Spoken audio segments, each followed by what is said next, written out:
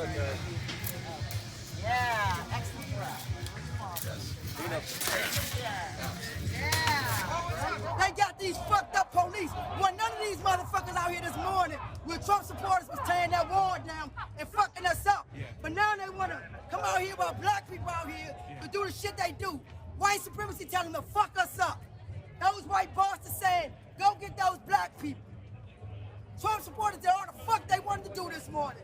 Fuck the police. They don't keep us safe. We keep us safe, motherfuckers. We keep us safe. We keep us safe. We keep us safe. We keep us safe. We keep us safe. I cannot hear anything. Who keeps us safe? We keep us safe.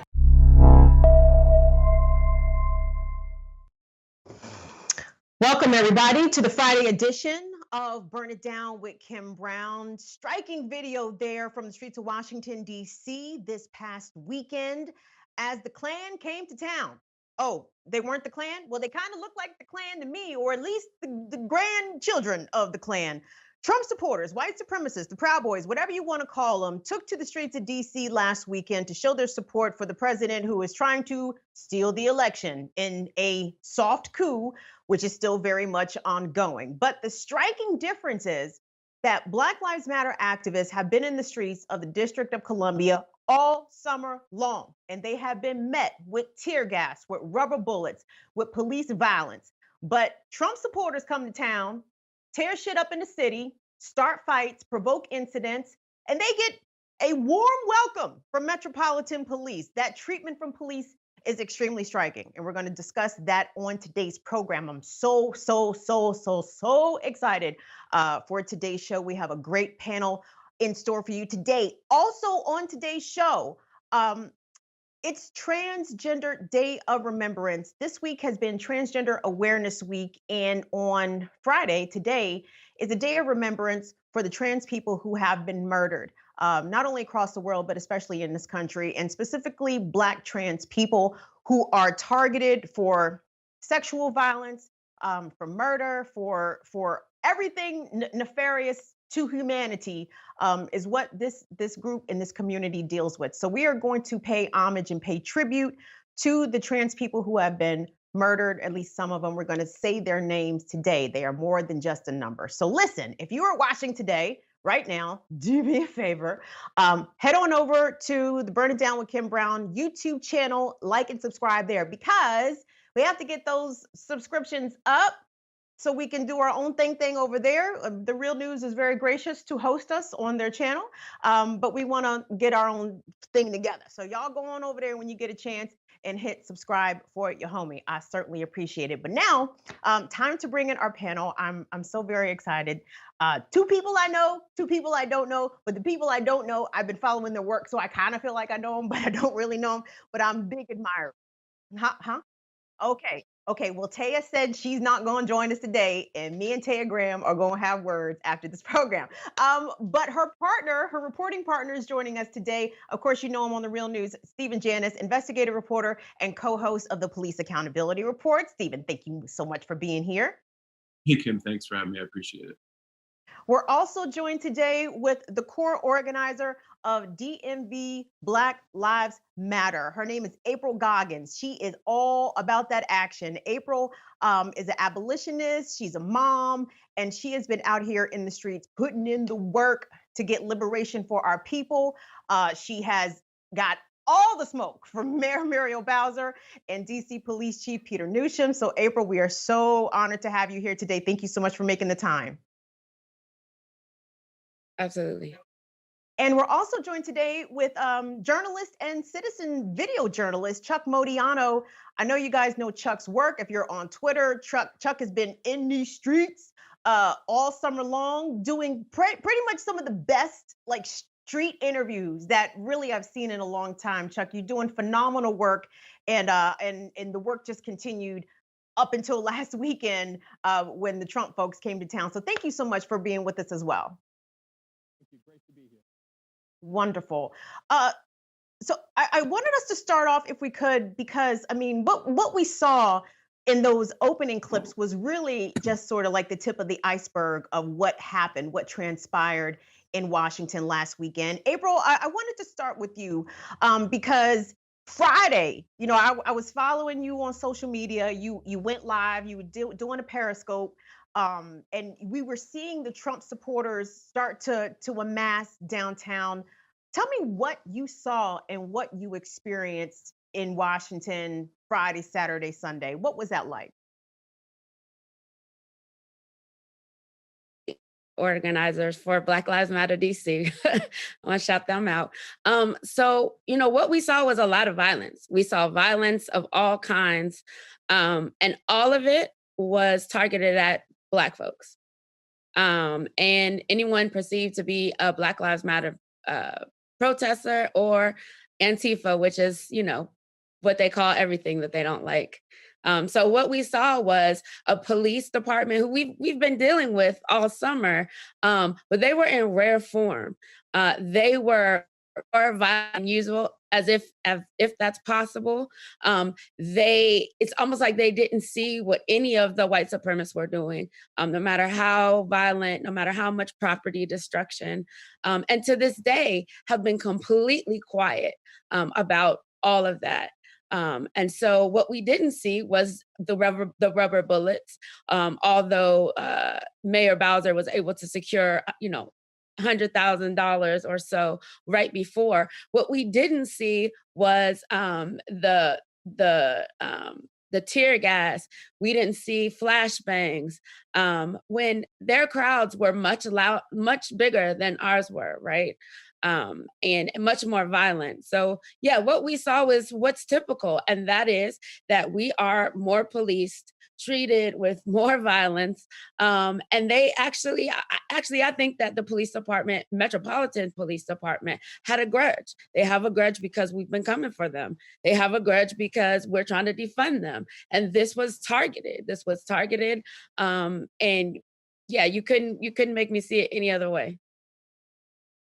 I want us to play a video that Chuck shot over the weekend. Dwayne, I want us to go to V2 if we could, and then I want to get Chuck's reaction to what we're seeing.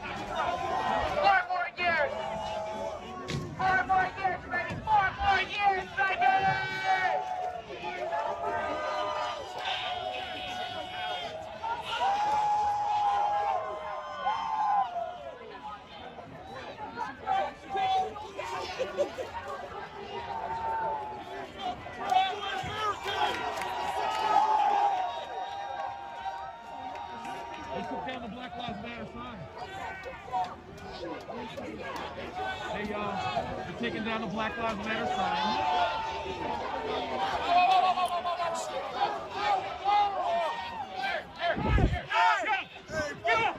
Get off! Stop it! Stop it! Stop it! Stop it! Stop it! Back up! Get off him! Get off him! Get off him! Oh shit! Get off him! Get off him! Get off him! Yo, stop! He didn't do nothing!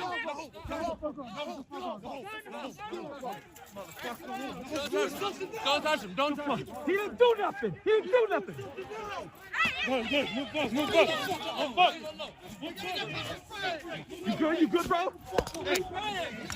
No, stop! Yo. Now you want to see an ally. Allies put their bodies on the line. That's what an ally does. Chuck Modiano, explain to us what we just witnessed in that video, because that shit looked hella chaotic. Did you get into a fight? At the second part, I wouldn't say I got into a fight. I was going after someone who was being attacked on the ground, and I was trying to help protect that person and got punched along with a couple of other counter-protesters in the process. So at that point in time, it was midnight, and most of the counter-protesters went home. So then you see and I appreciate you saying the Klan rally. I really appreciate that. We shouldn't let white supremacists define themselves, as too many journalists do. So let me point that out. But we saw them take over the plaza. You saw the video of them ripping down the signs off a private building. I'm told that that's property destruction, property damage, and allegedly the worst crime ever, more than human lives. And yet, when we saw those people do it in front of the police did nothing, to further April's point. So a lot went on there, but I think the real story is what you and April touched upon, is that it happened with police consent. The person who was getting beat up happened with police consent. So it was crazy around midnight on Saturday.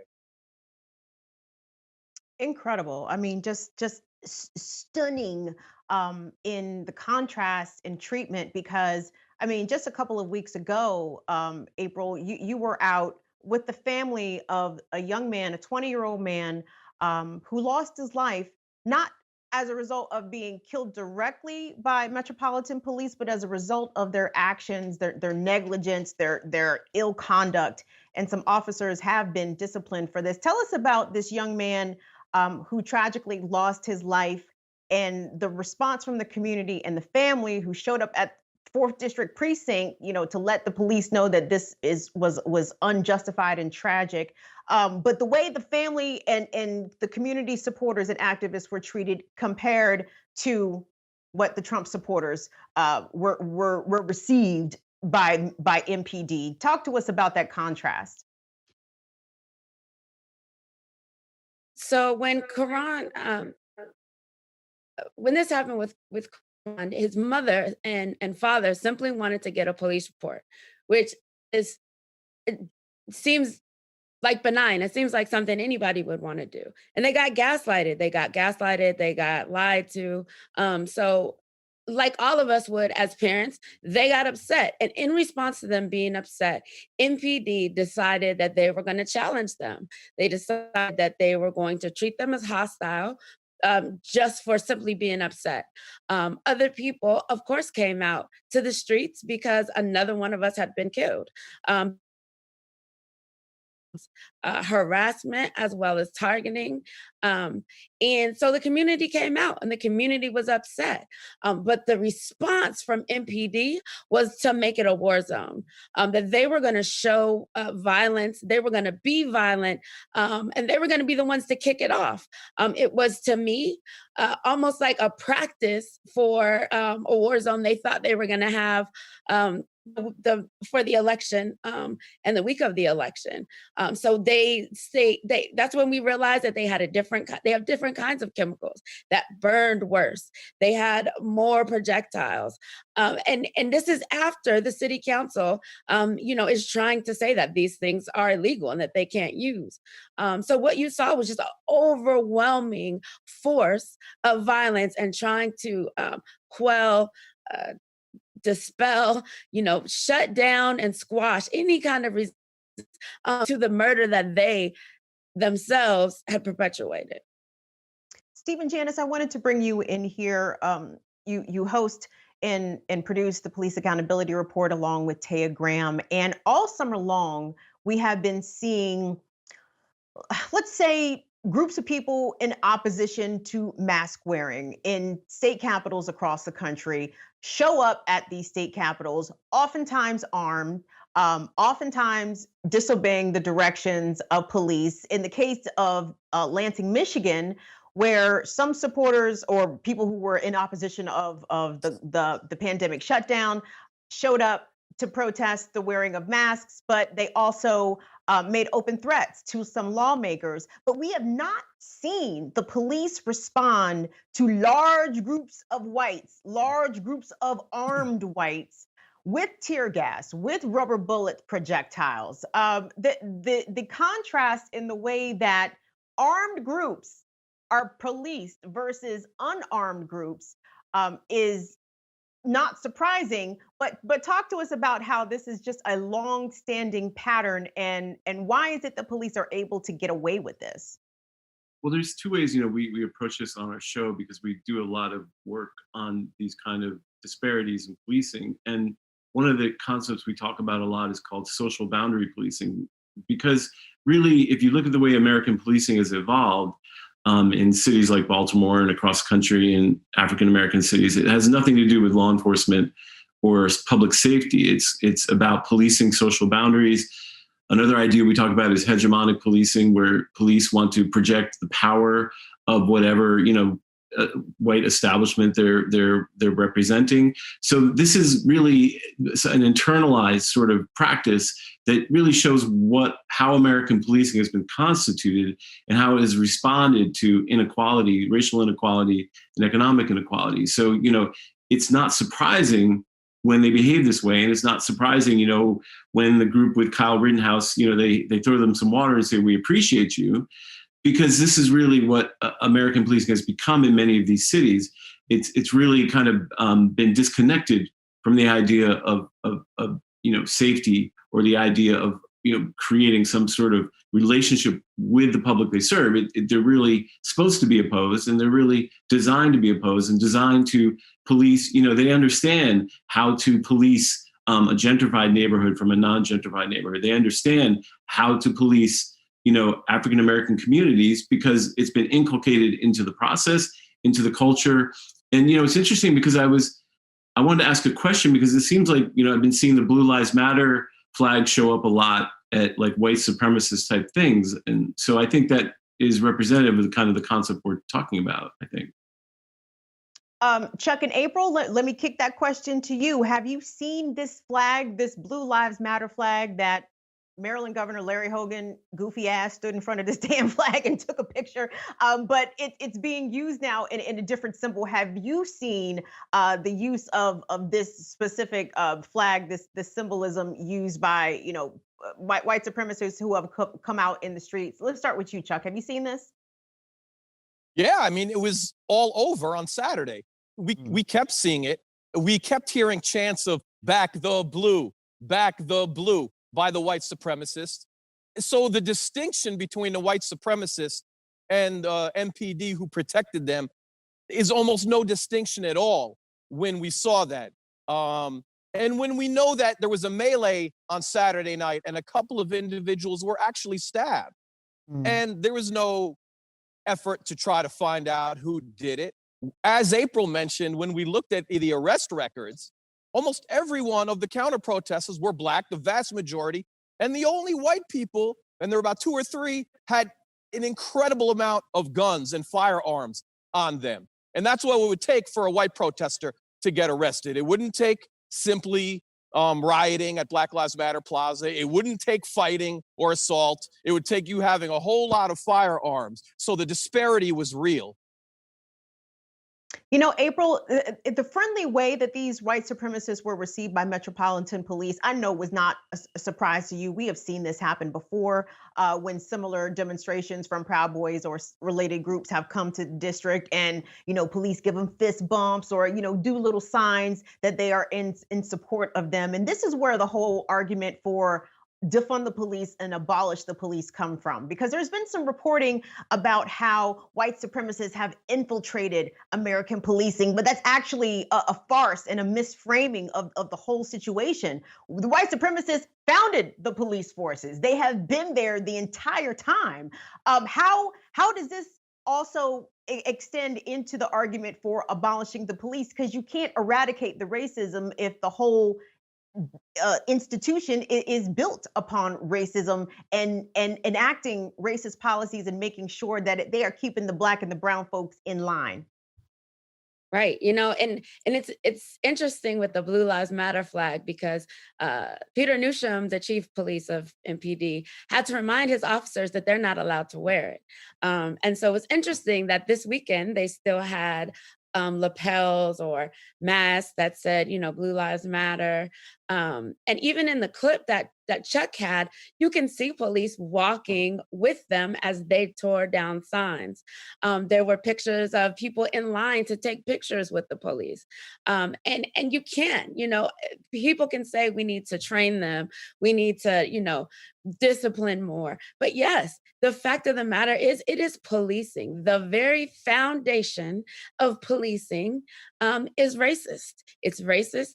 It had to do with protecting property. And people need to remember that at at its beginning, people, Black people, were property, right? So they're no longer protecting us as property, but still not dealing with us as human either. And they actually can't police without having someone and something to continue to police that legitimizes their existence. But what we know is they don't actually make us safer. And that's not just, an anecdote or something we wish to aspire to. We have a homicide spike here, as we do in many cities. And the fact that the police are on scene when these things happen just further let us know that we're just wasting money on something that can't do what it is we think that it needs to do. And the fact that it has enough discretion to decide that an entire group of people who come through DC with their agendas can tear down and beat people and have no kind of repercussions, because it's also indoctrinated and allowed by those who are in power and those who are elected officials here, including Muriel Bowser. And the way that these demonstrations, white folks rioting, I don't know what to call what was going on in DC over the weekend beyond a Klan rally. That's like the best way I can surmise it, is that the Klan came to town, their grandkids came to town and showed all the way out.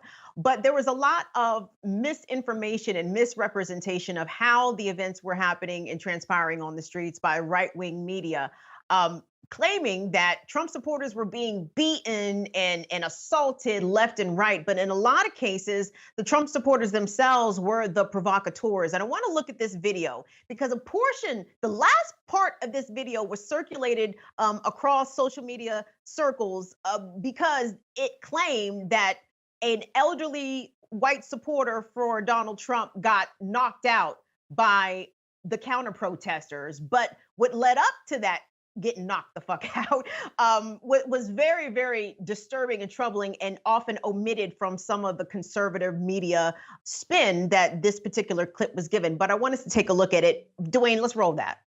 Kill that! None of you want to fucking do that. None of you.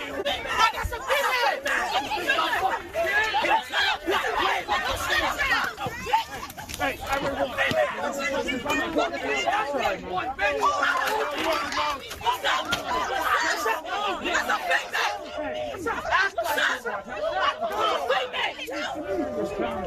What you think? There you go. We go. That's it. Lights out. Lights out, nigga. Help, man. I'm gonna help you. You can tell me. Fucking guys are all mad. What's wrong with you people? All right, brother? Yeah, he's bleeding, man. I don't mean to laugh, but I am gonna laugh just a little bit. When racists get knocked out, that is never not funny to me. Chuck Modiano, how many similar scenes of this did you happen to see over the weekend? I mean, I know people from the DMV, we don't play that shit, right? We don't play that stupid stuff. And if you want to come to town and talk that stuff, then you're going to get dealt with accordingly. But it did not appear by and large that it was the counter protesters inciting violence with the Trump people. It seemed to be more on the other side. How did you see it? In DC, people strike back when they get hit. And I had a lot of people I interviewed said, this man is hitting Black women. We can't have that here. We're not going to allow that here. And to your point about the right-wing media machine, they're so selective in their clips, because it was filling my Twitter timeline. I was just seeing the 18-second clip of that man being knocked out like it happened out of the blue, not the reality that he was the instigator and assaulter. We have to tell that whole story. And unfortunately, I don't believe the left-wing media has the machinery in the way the right-wing media does. That's why I appreciate you so much in covering this, because when the right-wing media have these selective edits, Dinesh D'Souza retweets it. It goes on, Tucker Carlson, it's on his show. It goes up to the president of the United States. There's an entire apparatus. But when we do the machinery, we don't have the machinery for protest here, and that's a problem. Stephen, Janis, you've been covering police for a long time, and as a member of the media, sort of observing rather other members of the media. I mean, why is it that the mainstream media, even at the local level, are very reluctant to tell the truth about how much white supremacy and policing are intertwined? It's always framed as we have to be tough on crime, or if we have a spike in murders over the summer, oh, what are we going to get more policing, for God's sakes? How complicit is the media in this entire scenario? Well, I mean, in my city of Baltimore, our city, they've been extremely complicit. Remember that throughout the aughts, police arrested 100,000 people a year, probably one of the most grievous violations of mass civil rights, I think, that occurred in a city like in the 21st century. And the media covered it as a crime problem, partially because I think the media tends to hew to the neoliberal credo, and partially because reporters see themselves as arms sometimes of police, in the sense that they get a lot of information from police. And when I would write stories that would not call out but expose the cruelty and the ineffectiveness of the system, I would get a lot of pressure from my editors, from the police departments themselves, threats, all sorts of stuff. I mean, it's very difficult. I think there is a huge political economy that supports policing in these communities like Baltimore. Baltimore, the police department has a $500 million budget. It's the largest, most well-funded agency in our city that is beset with poverty. And therefore, they have the majority of the power. They have a huge public relations staff full of people who do nothing but work the media all day long. So it's an extremely, insular system, which, wants to constantly distract us from the truth of its policies and how destructive they are. And I think it's extremely, I think it's incumbent upon journalists to stand up to it, but I think it's also extremely profitable for them and easier for them to simply be complicit. Mm-hmm. April Goggans, as someone who has been on the ground during a lot of these events and demonstrations, not only this summer and this year, but obviously in previous years.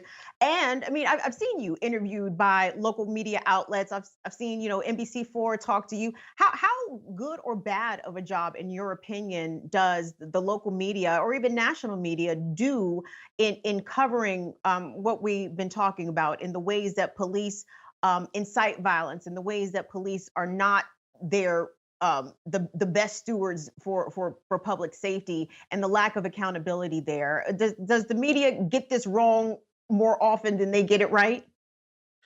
You have a lot of local reporters that I don't feel necessarily do it wrong. I do feel like they don't go deep enough. And a lot of times we shoot things that they never get to air, because what actually comes down to is that editors and those folks, when you look at who they're owned by, you can understand why a lot of that happens. I want to shout out all the independent media, because I feel like, especially in DC, there is a national blackout on what actually happens here with policing. And you have people like Muriel Bowser talking about, we have the best police department ever. A best police department, number one, doesn't exist. And number two, MPD is violent as fuck. Like, I really want us to be serious. The fact that they will not police the Proud Boys like they police my block. And that's real. But the funny thing is, the same guys that police my block were down with the Proud Boys. They're the same police that were on the bikes when I got hit with one last week. They send the cops from the hood, the cops that do the most damage, to deal with protesters, to deal with BLM protesters, right? And so what you have is an entire blackout where we can try our hardest, that you had thousands and hundreds of thousands of people down here this summer. And not any of those people said any DC names or Maryland or Virginia names of people who were murdered by police, because no one sees this as a problem here. It's the nation's capital, right? This is, somehow we skipped police brutality, but DC is still 47% Black. It's still more than 50% folks of color. And no matter where you go, the more of us there are, the more police there are, the more murders by police, the more misconduct, the more brutality, and that's real. And when you have a police chief who was confirmed despite knocking his wife's teeth out, despite being drunk with his service weapon in the street, and he was in charge of the entire IAD for 12 years. He was also the person that signed the MOU with the Department of Justice. So you have on your hands here in the District of Columbia, a chief of police that not only breaks the law, he determines who can also break the law. He gets to decide if he wants to hold accountable those who break the law, and he wrote parts of the law that make it easier for them to break. Gentlemen, April Goggans is not here for your foolishness. I love it. Chuck Modiano, I know you guys have to go because I know you have an event coming up at 6 o'clock. Let me get your take on how MPD has been dealing with the protesters all summer long, and whether or not, you know, they have given any indication as to whether they plan on improving the way that they deal with these crowds. I mean, Washington, D.C. police pride themselves on dealing with protests, you know, over 1,000 a year, but it seems that they have reserved so much violence and scorn for the local people who are coming out in support of their communities, in support of the people who have been impacted by this violence the most. I mean, absolutely. And we're both big April Goggans fans. And I have to mention this point that happened a couple of months ago, where April and Black Lives Matter DC were part of a group that put defund the police, painted defund the police on the street, okay? And prior to that, defund the police was only talked about in activist circles and racial justice circles and academia, but it wasn't talked about in mainstream media. And you could chart the spike after that day, after that action, into mainstream media. And why is that relevant even to your question? Is that the police take this personally. They take it quite personally. These aren't just protesters. These are protesters who want their jobs eliminated. That's very important. And so you see a certain kind of vengeance from the police officers. You saw it in June for 2 weeks as they moved in on protesters between 2 and 3 in the morning, after media left, after you couldn't have the cameras out there, after phones were dead by the people who were intense protesting at Black Lives Matter Plaza. So that was deliberate. We saw attacks on food supporters who were only feeding the community. Their crime was feeding the homeless. They were attacks on medics. We're talking about what we call looting in any other situation where $20,000 to $25,000 was either destroyed or stolen by MPD, but we don't frame it that way. And then if you want to move to August, we're talking about the illegal practice of kettling and arresting in mass 41 people, 14 people, and keeping their phones for 3 months for surveillance practices, even though those charges get dropped the next day. So I could go on and on about the crimes of MPD, but they're war crimes and they are crimes. Wow. Well said. Listen, April and Chuck, I know you guys have to go. April, before you leave, would you mind, we have this graphic up posted by DMV Black Lives Matter, your list of demands for the DC City Council to diminish or eliminate the influence of the police union in policing. Talk to us about this, please. Sorry, yeah, I want to shout out Kiki, one of our core organizers who's been working really hard on this. And essentially, MPD's collective bargaining agreement is up. And when you look at what specifically is in there, there are some specific things, some specific interventions that we can make now that are harm reduction. I mean, essentially, we don't believe that police are labor. They should not have a union, period, point blank. But while they do, there needs to be, right now it's impossible to fire them pretty much. And so what we want to tell both, especially the city council, is that this year, and I'm talking to Alyssa Silverman because she is the chair of that committee, that this year they need to take serious the protection of DC residents by restricting and reducing the ways that police get to circumvent any kind of discipline. And so folks are working really hard. You're going to see more. I hope folks go to that link, sign the letter and the petition. We've got tons of people doing it. Don't let DC be lost in the news by not seeing this. We need folks to be out there and really looking. Absolutely. Well, I know you're headed to Black Lives Matter Plaza now for a memorial. Oh, I'm sorry, you're not, but my bad. But there is a Transgender Day of Remembrance event happening downtown. So I certainly appreciate you both taking the time to be with us today. April Goggans, core organizer, DMV Black Lives Matter. Chuck Modiano, citizen journalist. I'm such a fan of what the both of you do. Actually, I can't stand one more over the other. I'm a big fan of both of y'all. So I appreciate you both making the time to join us here today on Burn It Down. Thank you so much. Thank you.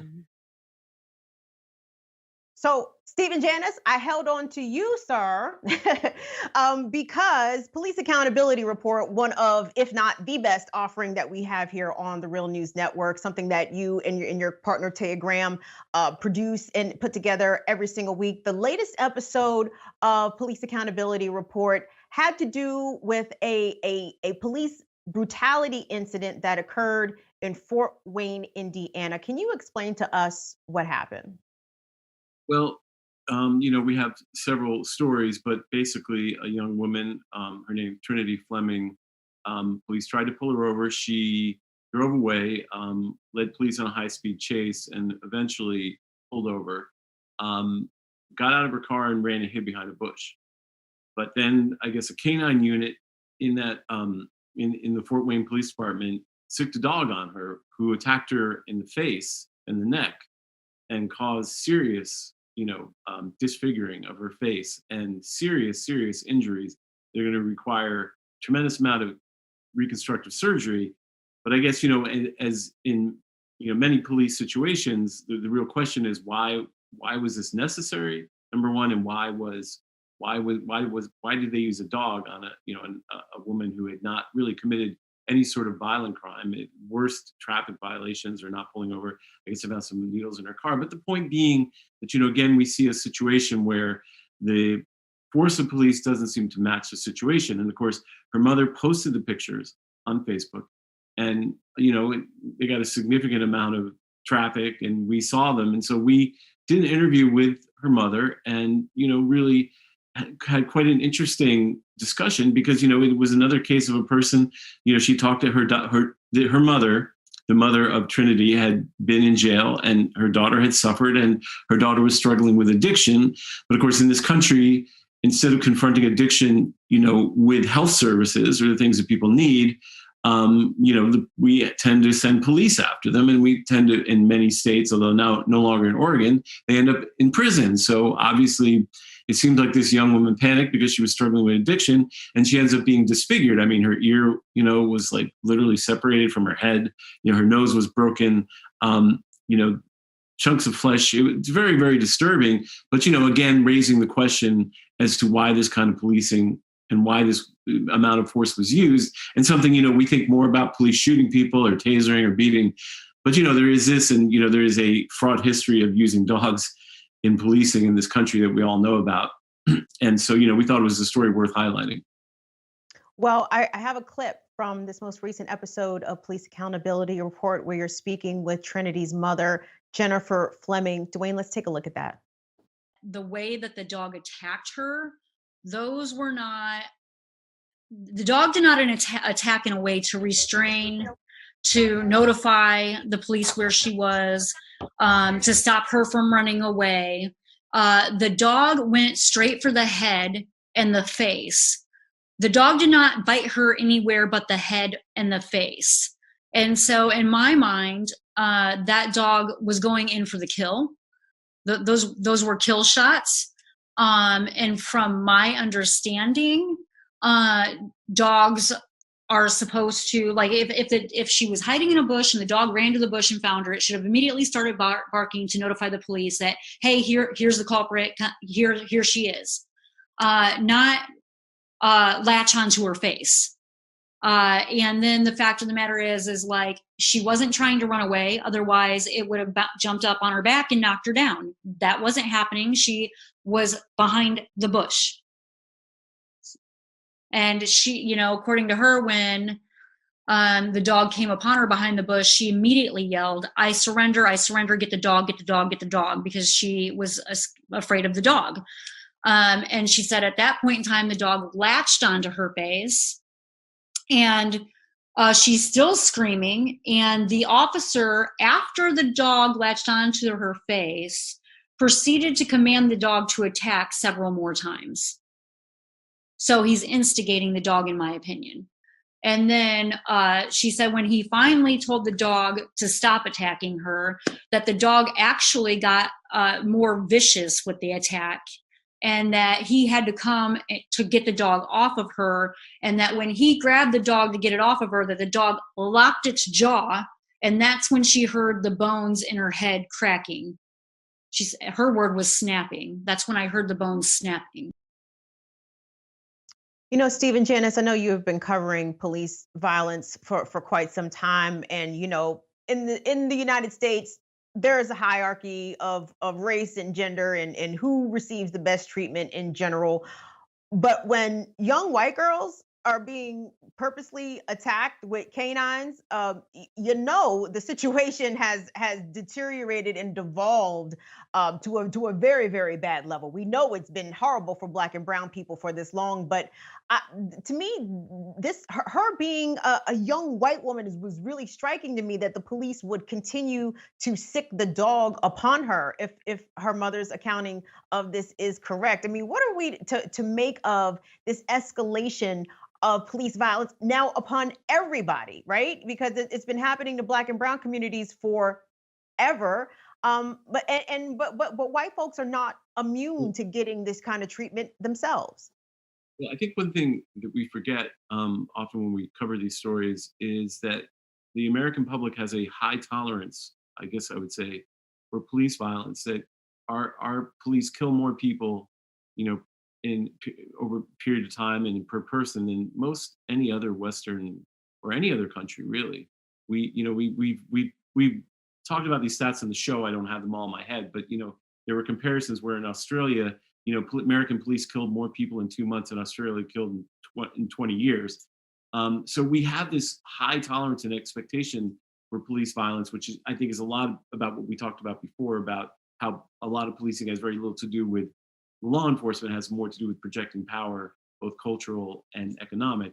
And you know, it was interesting because we reached out to Fort Wayne Police, and they sent me a statement explaining it, and they said that they have, you know, over 1,000 uses of canines per year in a city like Fort Wayne, which, you know, is very odd. The city 120 miles about northeast of Indianapolis, which is very near Fort Wayne, has one of the highest incidents of dog attacks on civilians of any city in the country. So, you know, it seems like all these agencies develop their own ways of using unnecessary force. And in this case, you know, you had 1,000 uses of canine, only 5, they say, where the dog actually made contact with someone, where they actually bit them. And when I've asked them, you know, what is the criteria, they have yet to answer me. And a lot of times with these use of force, the police are not accustomed to having to answer questions about what justified. And, you know, really the truth of the matter is, as someone who's covered it for 15 or 20 years, they didn't really have to justify it until people had cell phone cameras. And so we started seeing cases like, you know, like the Jacob Blake case, for example, in Kenosha, Wisconsin, where you could see the police officer shoot him 7 times in the back, or the George Floyd, where the police officer was, you know, sitting on his neck for 9 minutes. Until we actually saw them, and we're seeing them now, it seemed like there's some pushback, but really, you know, police kill over 1,000 people a year in the US, and there's no country where it's comparable. So it's much more a part of our culture in this country. And I think very much a result of some of the historical things that you've discussed on the show and that you were discussing before about policing. Absolutely incredible. Everyone, if you have not had the opportunity to check out this latest episode of Police Accountability Report, please go to the Real News' YouTube channel and be sure to check it out. Don't forget to like it as well. Steve and Janis, I appreciate you as always for making some time to come hang out on Burn It Down with Kim Brown. Perhaps we can get Taya Graham to join us on another day. I hope so. She's much better than I am. Well, I think you both are pretty darn spiffy and awesome. So I appreciate you making some time and always definitely appreciate your work. You guys kick ass. Thank you. Thanks, Kim. We appreciate it. All right. Gang, well, before we close out tonight's program, I just want everyone to know and be aware. This week was Transgender Awareness Week, and the Black and trans and non-binary and gay community are way more oppressed than everybody. Okay, don't ever forget that. If you think that it's hard to be Black in America, try being Black and trans in America. Try being Black and non-binary in America. Try being Black and gay in America. It's rough. You're targeted for discrimination, violence, and worse. And today is Transgender Day of Remembrance. So we want to take the time to pop up some of these tweets here, Dwayne. Take the time to remember some of the victims, people who have been murdered, people who have lost their lives to this violence.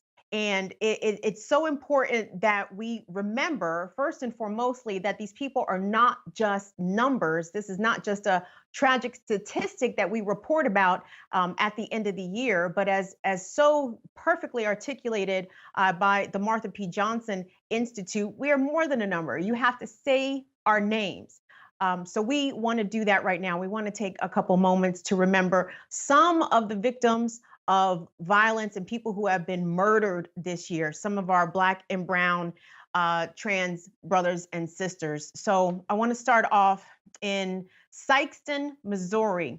28-year-old Nina Pop, beautiful, beautiful, beautiful young lady. From Sherwood, Arkansas, 17-year-old Brayla Stone.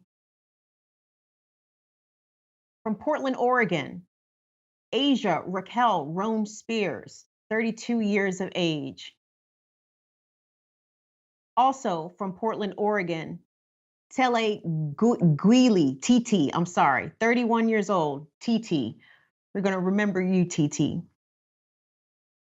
27-year-old Dominique Fells from Philadelphia, Pennsylvania. From Dallas, Texas, 22-year-old Mercy Mack Ritchie. From Augusta, Georgia, 33-year-old Felicia Harris. Also from Liberty Township, Ohio, 25-year-old Raya Milton. This was a story that got some attention, not nearly enough. Tallahassee, Florida, 38-year-old Tony McDade was also murdered. And from Charlotte, North Carolina, Monica Diamond, 34 years of age. We want to take a moment to remember these victims of violence, these beautiful young men and women who have been murdered for really no other reason besides that they were trans. And so we have to keep this in mind. And this is a conversation that we are going to have here in the future on Burn It Down with Kim Brown in the very short future about why trans lives matter. I mean, and that's almost like a redundant and ridiculous thing to say. All lives matter, right? Black lives matter, but no, Black people specifically, we will never be free until our trans sisters and brothers are also free. So please, please, please keep that in mind. And we want to definitely send a remembrance out to them today. Listen, y'all, that does it. That is our program. So I want to thank everyone who took the time to tune in. Wait a second. I know we do have some comments because our fantastic producer, Genevieve Montagnard, has been manning the chat. So let me read some of these comments. Thank you so much, Genevieve. The Syndicate says the state are the ones committing all of the violence. I don't think there's any dispute about that, my dear. Also from the comments, Northwest Rigging Specialist says, First Amendment auditors always get the truth recorded. First Amendment auditors will win the war with the camera and truth. That is correct. If it wasn't for people like Chuck Modiano, like Black House Media down in DC, who's been documenting all this violence from the police, yeah, the police would just be like, we don't know what y'all talking about. That shit didn't happen. Also from the comments, Northern Man says, if you're defending yourself from racism, then it isn't reverse racism. Heck, that's an interesting point to make. And lastly, here we go. James Gray says, that old guy absolutely should not have been out there with those hyped up protesters. No, he could have been out there with the hyped up protesters. He shouldn't have been out there talking shit. That's why he got knocked out. You know what I mean? Like, don't go nowhere, start no static if you're not ready to take what could possibly be coming your way. Don't start violence if you don't expect violence to come back, you know, on you in the same way. But thank you all so much for the comments. I certainly appreciate it. Don't forget to go to the Burn It Down with Kim Brown YouTube channel and subscribe there. Listen, we appreciate you all taking some time to join us. Thanks to everyone that worked so hard on this show: Dwayne Gladden, Jean-Pierre Montanar, Taylor Hebden, Adam Coley, Kelly McAdams. We appreciate all your help. I'm Kim Brown. We will see y'all on Tuesday for the next edition of Burn It Down with Kim Brown. Don't forget, the COVID is still out here jumping on people. I don't want it to jump on you. Wash your hands, wear your masks, do your social distance, and try to be safe, okay? I love y'all. Mwah. See y'all. Have a great weekend.